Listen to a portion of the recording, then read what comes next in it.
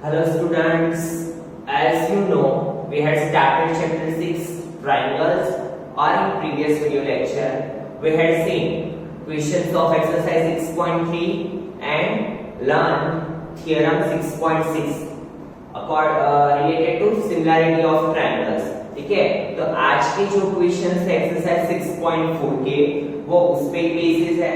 ठीक है, तो आज स्टार्ट करते हैं एक्सरसाइज 6.4.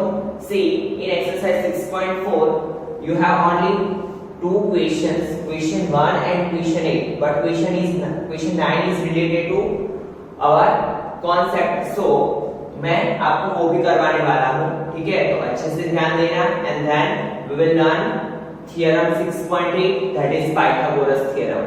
तो चलिए स्टार्ट करते हैं. See exercise 6.4 question number 1. Now see what we have given. Let triangle ABC similar. Now you know that it is the symbol of similar. Triangle ABC similar triangle DEF and their areas be respectively 64 centimeter square and 121 centimeter square. If EF is equal to 15.4 centimeter, find BC. We have to find BC. सबसे पहले जो दिया है वो लिख लेंगे ताकि हमारे लिए थोड़ा इजी हो जाए. तो क्या दिया है? Triangle ABC similar triangle DEF and there areas. Area क्या दिया हुआ है? Area of ABC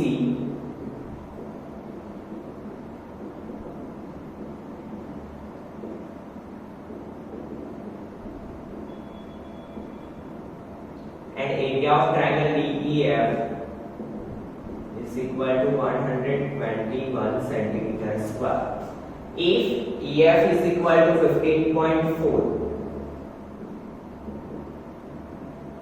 find BC. BC we have to find. तो कैसे करेंगे?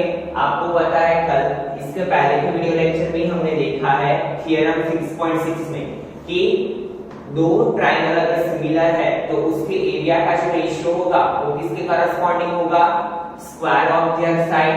ठीक है, तो यहाँ पे वही फॉर्मूला अप्लाई करेंगे. Area of triangle ABC upon area of triangle DEF. सी यहाँ पे हम कौन सी साइड लेंगे? जो हमें फाइंड करनी है वो क्या फाइंड करना है? BC. तो देखिए BC स्क्वायर अपॉन BC के करस्पॉन्डिंग क्या है? EF. तो BC के नीचे क्या आएगा? EF.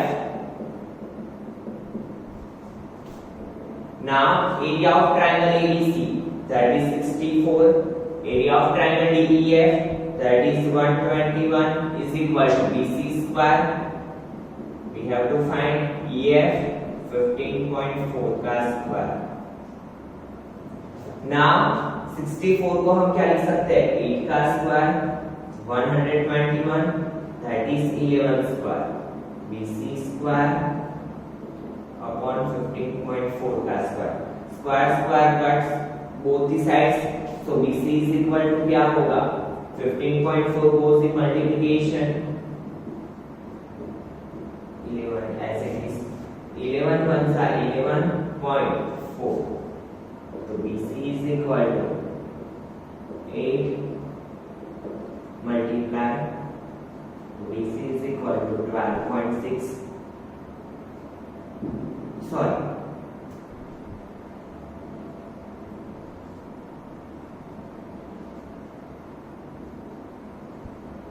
11.2 and that is our answer. ठीक है, फिर से समझिए स्टूडेंट्स क्या दिया था हमें. We have given area of triangle ABC, area of triangle DEF and measure of one side and we have to find the another side BC. तो आपको पता है कि जब भी एरिया ऑफ ट्रायंगल दिया हो तो हम किसका यूज करेंगे? थ्योरम 6.6 का, क्योंकि हम थ्योरम 6.6 में पढ़ चुके हैं कि अगर दो ट्रायंगल सिमिलर है तो क्या होगा? दोनों ट्रायंगल का जो एरिया है उसका रेशियो किसके इक्वल टू होगा? Their corresponding square of side. ठीक है, उसकी जो करस्पॉन्डिंग साइड है उसके स्क्वायर के इक्वल होगा. तो वही फॉर्मूला हमने अप्लाई किया and we got our answer. तो बहुत इजी क्वेश्चन था. Now see question number 8.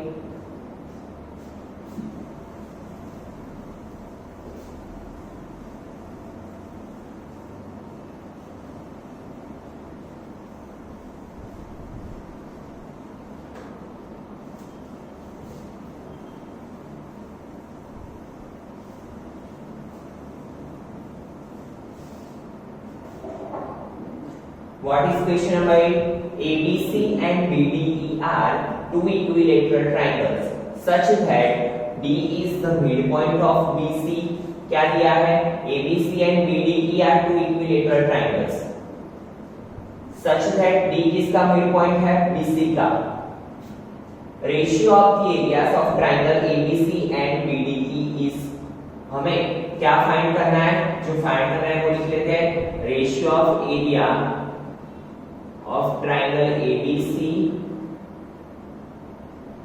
Area of triangle BDE. ठीक है. Now you know that whenever two triangles are equilateral, तो उसकी कोई भी करस्पॉन्डेंस क्या होगी? सिमिलर ही होगी. जैसे कि ये ABC है, यहाँ पे है ये BDE. ठीक है. दो ट्रायंगल हमें इक्विलेटरल दिए हैं. इक्विलेटरल का मीनिंग ही क्या होता है? कि their sides are equal and their angles are also equal, that is of 60 degree. ठीक है. तो हम क्या बोल सकते हैं कि both the triangles are similar to each other. तो हम वही फार्मूला का यूज करेंगे. यहां पे लिखेंगे here we have given that triangle ABC and triangle BDE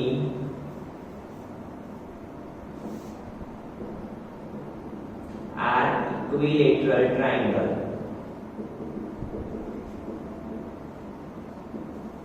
So क्या होगा?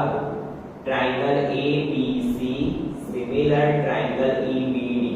क्यों मैंने यहाँ पे EBD लिखा वो आपको बाद में पता चलेगा, अभी पता चलेगा. Now see what we have given. D is the midpoint of BC.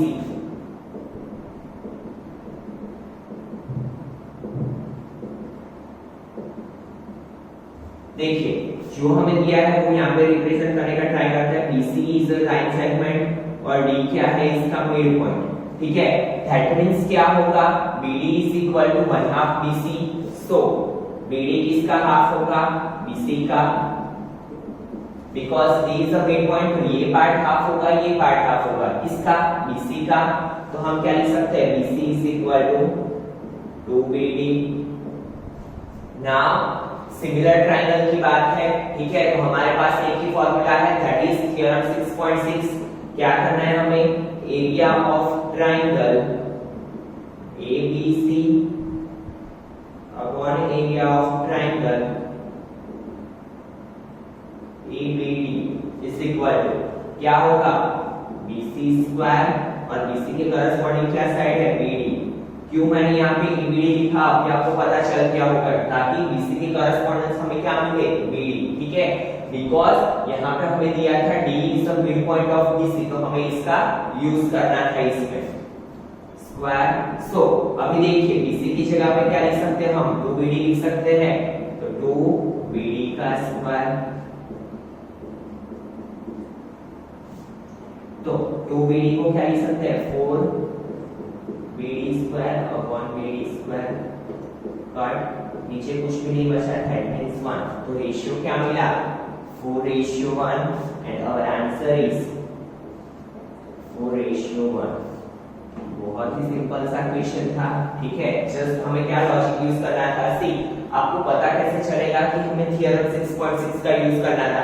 तो देखिए हमें हर एक क्वेश्चन में से कीवर्ड ढूंढ लेना है. जैसे कि यहाँ पे हमें क्या बोला था? Ratio of areas of triangles. तो एरिया ऑफ ट्रायंगल्स किस में आता है? थ्योरम 6.6 में. तो हमें उसका यूज करना था. और हमने क्या किया? यहाँ पे दो इक्विलेटरल ट्रायंगल दिए हैं, तो आपके माइंड में तुरंत ही क्लिक हो जाना चाहिए कि whenever we have given equilateral triangles, so they are similar to each other because in equilateral triangle all sides are equal. ठीक है.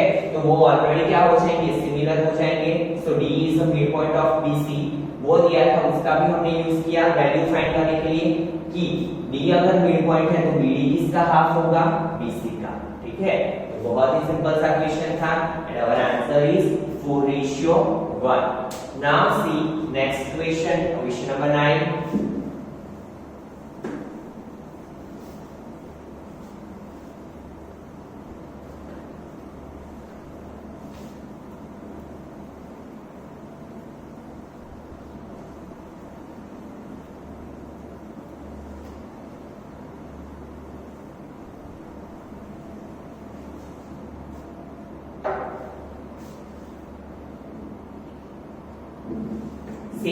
what we have given, sides of two similar triangles are in the ratio 4:9. Areas of these triangles are in the ratio. Side already we have given, यहाँ पे कोई भी triangle mention नहीं किया है, कोई भी साइड्स मेंशन नहीं की है, तो हमें जनरली ले लेना है area of these triangle are in the ratio. क्या फाइंड करना है? Ratio of the areas of triangle, तो यहाँ पे लिखेंगे ratio of areas of triangles, आपको पता है इज इक्वल टू क्या होता है, रेशियो ऑफ साइड का स्क्वायर। ठीक है, दो ट्राइंगल का एरिया का रेशियो क्या होता है, किसके इक्वल होता है, देयर करस्पॉन्डिंग साइड के स्क्वायर के इक्वल होता है, तो वो भी हमने यहाँ पे अप्लाई किया। दैट मींस क्या होगा, क्या दिया है 4:9, तो 4/9 का स्क्वायर तो 16/81। क्या लिखेंगे, area ratio of areas of triangle is equal, क्या मिलेगा 16:81 and it is our final answer. क्या आया 16:81। बहुत ही सिंपल सा क्वेश्चन था। तो इसी के साथ आपको इतना पता चला होगा कि एक्सरसाइज 6.4 के जो क्वेश्चंस थे वो किस पे थे, एरियाज ऑफ सिमिलर ट्राइंगल्स। ठीक है, तो जब भी आपको एरिया वर्ड समझ में आए क्वेश्चन में या फिर सिमिलर ट्राइंगल यूज किया हो तो आप इसका यूज करोगे थ्योरम 6.6 का। तो इसी के साथ स्टूडेंट आपकी एक्सरसाइज 6.4 यहाँ पे कंप्लीट होती है। Now we will see one another important theorem, that is Pythagoras theorem. अभी तक स्टूडेंट आपने पाइथागोरस थ्योरम का स्टेटमेंट और उसका यूज क्वेश्चन में किया है। ठीक है, but in this chapter we will prove that theorem कि कैसे वो थ्योरम बना है, कैसे हमें वो स्टेटमेंट मिला है। ठीक है, तो चलिए स्टार्ट करते हैं।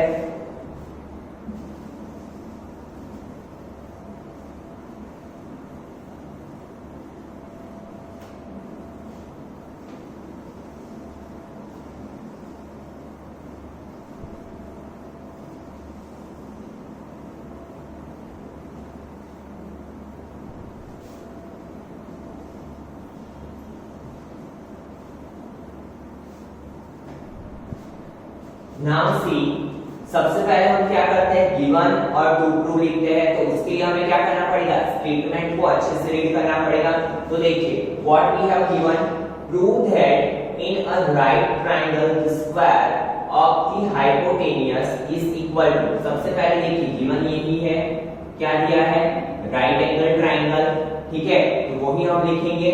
बट हमें जब भी राइट एंगल ट्रायंगल दिया हो तो हमें मेंशन करना पड़ता है कि वो ट्रायंगल में कौन सा एंगल राइट एंगल है। ठीक है, तो चलिए हम मान लेते हैं, सबसे पहले यहाँ पे एक फिगर ड्रॉ कर लेते हैं।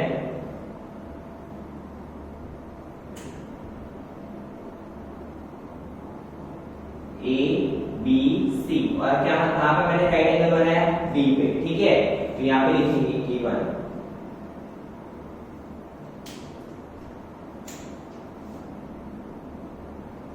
triangle ABC is a right angle triangle.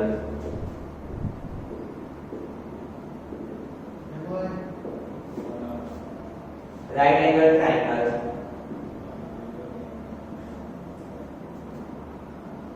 at angle B. Now किसकी बात करनी है हमें, टू प्रूव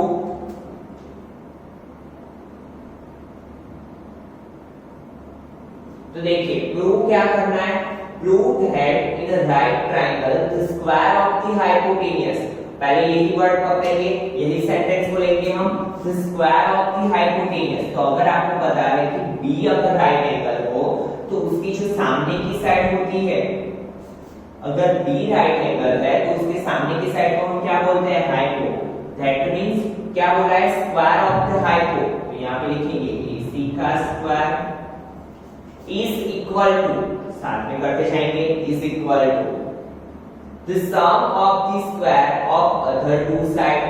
क्या बोला है, सम दैट मींस क्या होता है, एडिशन, किसके एडिशन के equal to, of squares of the other two sides. तो बाय ये हाइपो हमने ले लिया, तो बची कौन सी side, AD and BC.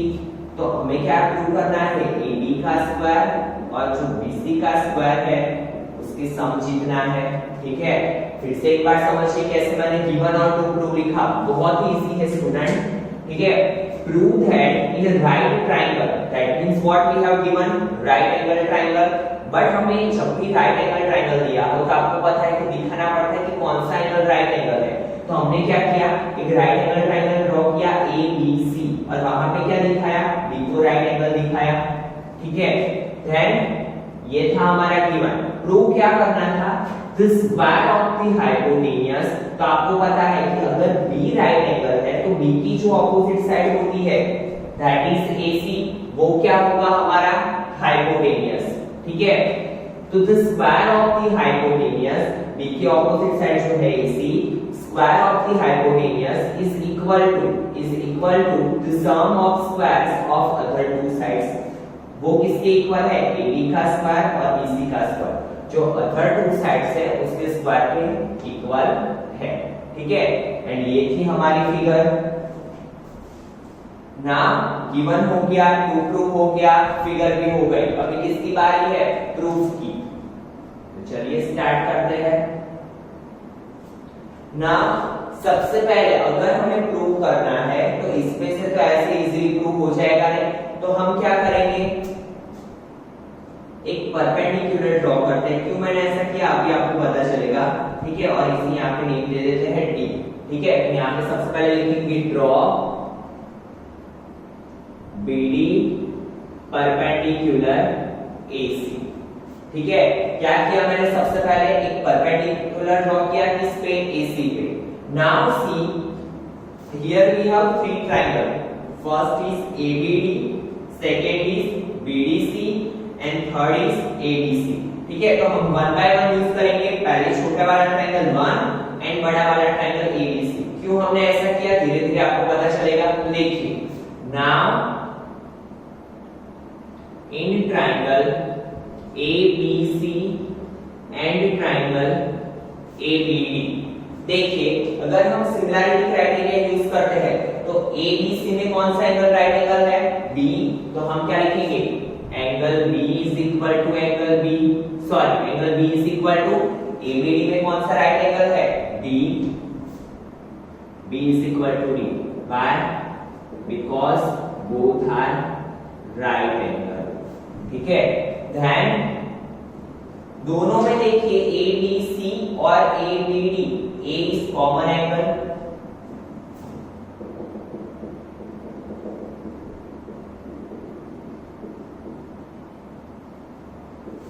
A is common angle, and you know that if two angles are equal, तो according to AA criteria,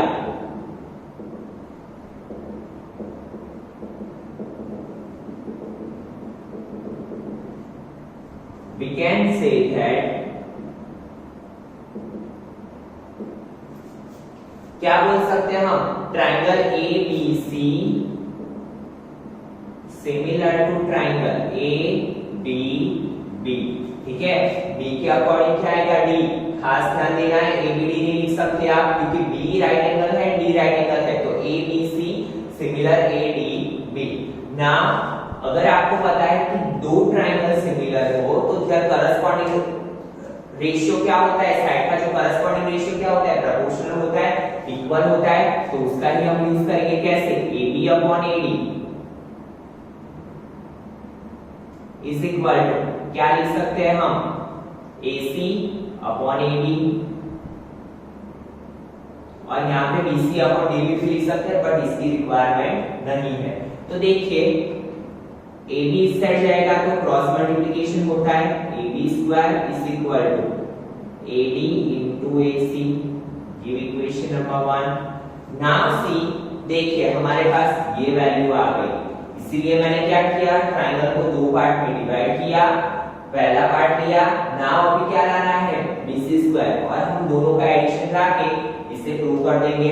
ठीक है, तो दूसरा पार्ट प्रूव करने के लिए अभी आपको पता चल गया होगा कि पहले पार्ट को लिए हमने फर्स्ट वाला ट्रायंगल यूज किया, सेकेंड पार्ट को प्रूव करने के लिए हम क्या करेंगे, दूसरा वाला ट्रायंगल लेंगे। तो यहाँ पे लिखेंगे now in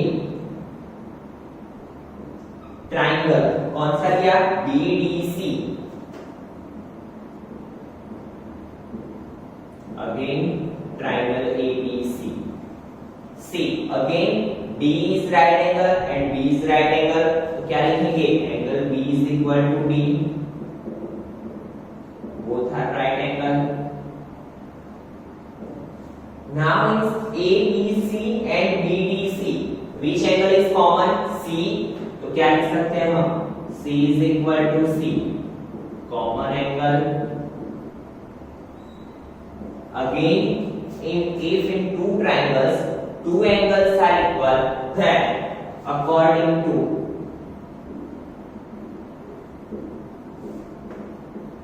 A similarity,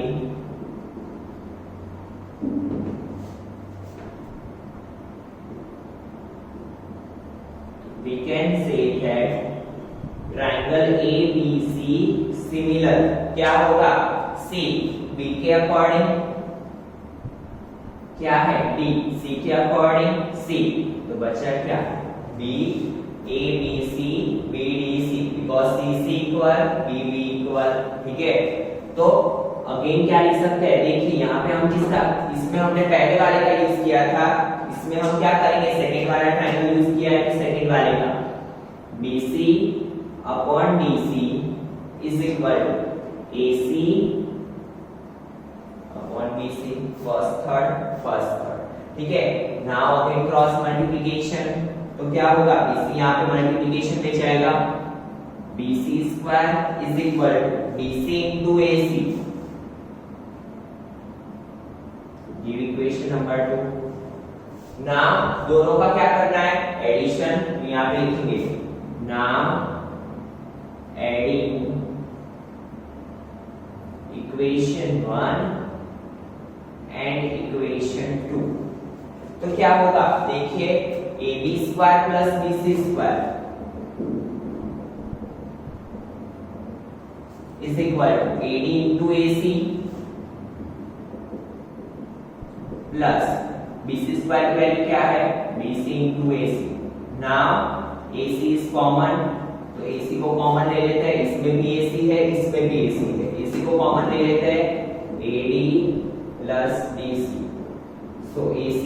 now अगर हम फिगर को ऑब्जर्व करते हैं तो AD प्लस BC मिलके क्या बनता है, AD प्लस BC मिलके क्या बनता है, AC, AC into AC, AC square, hence prove हो गया AB square plus BC square is equal to AC square. तो बहुत ही इजी थ्योरम था स्टूडेंट्स, फिर से एक बार अच्छे से समझ लीजिए ताकि आपको क्लियर हो जाए, and it is the most important theorem, क्योंकि बहुत बार ये एग्जाम में आ चुका है, आपकी टेक्स्ट बुक में ये सारी चीजें नहीं एक्सप्लेन की हुई है, डायरेक्टली लिख लिया है, बट आपको रट्टा ना मारना पड़े इसलिए मैंने आपको पूरा मेथड समझाया कि कैसे ये चीजें आई है, ठीक है। तो फिर से एक बार समझिए, what we have given a right angle triangle, तो हमने क्या लिखा, a triangle ABC is a right angle triangle at B। Then what we have to prove, यहाँ पे क्लियरली हमें बोला है स्क्वायर ऑफ द हाइपोटेनियस, तो हाइपोटेनियस क्या है, B की ऑपोजिट साइड को हम हाइपोटेनियस बोलेंगे, तो AC का स्क्वायर इज इक्वल टू, किसके इक्वल टू है, sum of the square of other two side, जो दो साइड का स्क्वायर होता है उसके एडिशन के इक्वल, तो AB का स्क्वायर प्लस BC का स्क्वायर। देन फिगर ड्रॉ किया, बट आपको पता है कि अगर हमें ये प्रूव करना है तो एक ट्रायंगल को लेके हम कभी भी प्रूव नहीं कर सकते, तो हमने क्या किया, BD परपेंडिकुलर AC ड्रॉ किया, that means we had divided a triangle ABC in two parts, that is ABD and BDC। फिर हमने क्या किया, पहली चीज के लिए AB स्क्वायर की वैल्यू फाइंड करने के लिए पहला ट्रायंगल ABD एंड ABC लिया, फिर उसमें सिमिलरिटी क्राइटेरिया अप्लाई किया, दोनों को सिमिलर दिखाया, अगर दो ट्रायंगल सिमिलर है तो उसकी जो साइड का रेशियो है वो क्या होगा, इक्वल। ठीक है, तो यहाँ पे हमने वो भी अप्लाई किया, पहला ट्रायंगल लिया तो पहले दो AB upon AB is equal to AC upon AB। Then cross multiplication, same formula किसके लिए अप्लाई किया हमने, सेकंड ट्रायंगल के लिए, that is BDC and ABC। दोनों में ABC तो कॉमन ही है triangle, BDC and ABC similarity criteria apply किया। Again if two triangles are similar to each other then their corresponding side ratios are proportional to each other, तो क्या होगा, दोनों इक्वल होंगे। then क्रॉस मल्टीप्लिकेशन किया तो BC square is equal to क्या मिला, BC into AC, ये इक्वेशन नंबर 2। नाउ अब दोनों को क्या किया हमने, क्या करना है, प्रूव करने के लिए एडिशन करना है, तो सेम चीज की हमने AB स्क्वायर और BC स्क्वायर का क्या किया, addition. AB square plus BC square क्या लाना था हमें, is equal to AC square. तो मैंने क्या किया, दोनों में से जो कॉमन था वो कॉमन ले लिया, दैट इज AC। AC को कॉमन ले लिया तो अंदर क्या बचा, AD plus BC। AC into AC क्यों लिखा, because AD plus BC clearly पता चल रहा है कि AD और DC का एडिशन करें तो क्या मिलेगा, AC। That's why AC into AC is equal to AC square, जो हमें प्रूव करना था। तो इसी के साथ स्टूडेंट यहाँ पे आपका थ्योरम 6.8 कंप्लीट हुआ, that is most important theorem. तो ये थ्योरम और थ्योरम 6.6 को अच्छे से लर्न कर लेना, क्योंकि वो आपकी बोर्ड एग्जाम में 4 मार्क्स में आते ही आते हैं। ठीक है, इसमें से 2 मार्क्स में क्वेश्चन भी आएगा एंड थ्योरम 4 मार्क्स में होगा ही होगा, तो अच्छे से करना। एंड एक ऑब्जेक्टिव भी आता है, तो बहुत ही इजी चैप्टर है ना। इसी के साथ आपकी एक्सरसाइज 6.4 भी कंप्लीट होती है। In next lecture we will see exercise 6.5 that is based on Pythagoras theorem. इसे अच्छे से लर्न कर लेना। मिलते हैं नेक्स्ट लेक्चर में। Thank you students.